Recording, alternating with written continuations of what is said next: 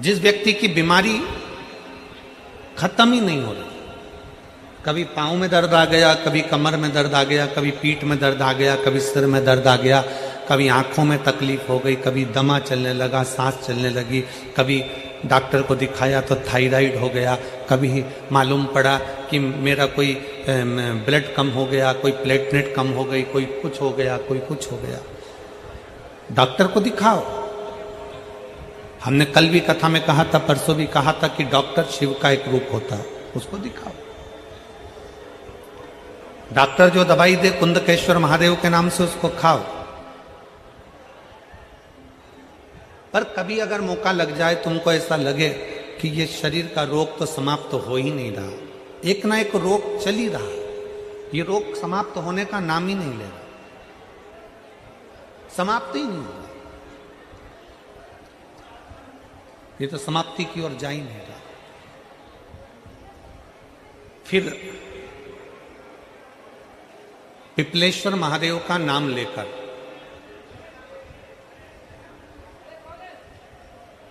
पिपलेश्वर महादेव का नाम लेकर कुछ भी मीठा जो बना सकते हो, हलवा बना सकते हो हलवा, सीरा बना सकते हो सीरा, खीर बना सकते हो खीर, चूरमा बना सकते हो तो चूरमा, लड्डू बना सकते हो तो लड्डू, जो तुम घर में मीठा बना सकते हो, उसका केवल 7 ग्रास का अन्न।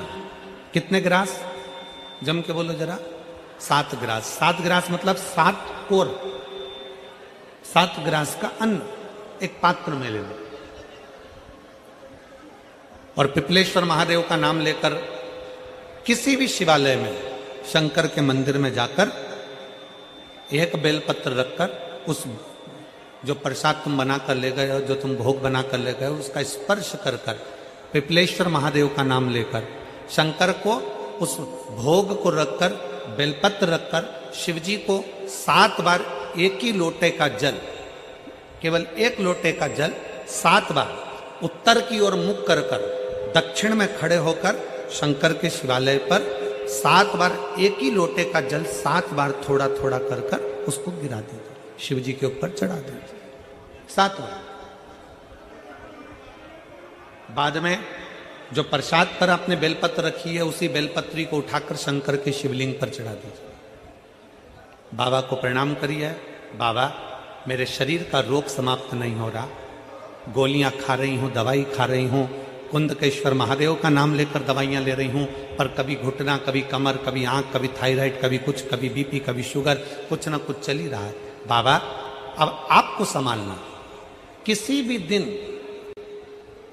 पिपलेश्वर महादेव का नाम लेकर वो चढ़ी हुई बेलपत्री लियाओ, प्रसाद लियाओ, घर पर आने पर जैसे ही घर के अंदर प्रवेश करो, सबसे पहले बेलपत्री को चबा चबा कर खा लो। फिर वो जो प्रसाद है, उस प्रसाद को 7 गासे थोड़ी थोड़ी देर में 7 बार में उसको खा लेना।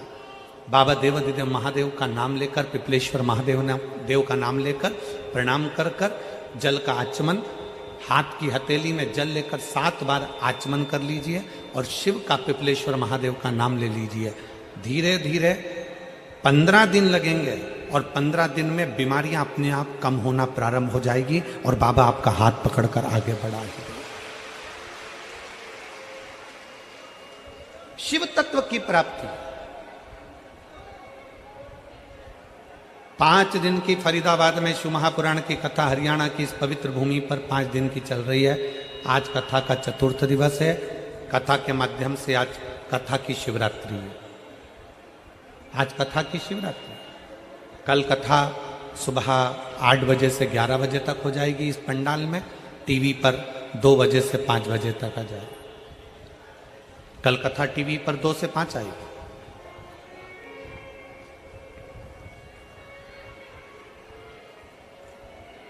लाखों की संख्या में आप लोग आए हैं। पंडालों में जगह नहीं है, गाड़ियों के गेट खोल खोल के आप लोग बैठे हुए हो, पेड़ों की छांव में बैठे हुए हो, जहां तुम्हें जगह मिल रही है वहां बैठे। व्यर्थ की बातों में समय ना गवाते हुए जो 2-2.5 घंटे हमें कथा के मिले हैं, आज 4th दिवस की कथा को इतने दिल से सुन लो कि तुम अगली बार जब कथा में आओ तो तुम्हारा भी एक पत्र व्यासपीठ पर रखा हुआ मिले कि बाबा ने मेरे ऊपर कृपा कर।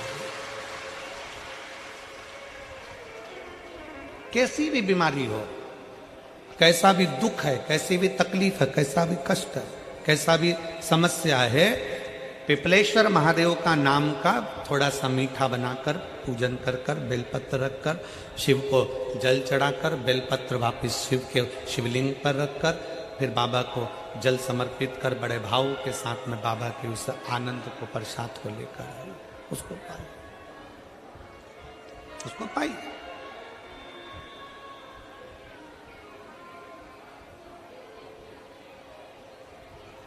पर भाव के साथ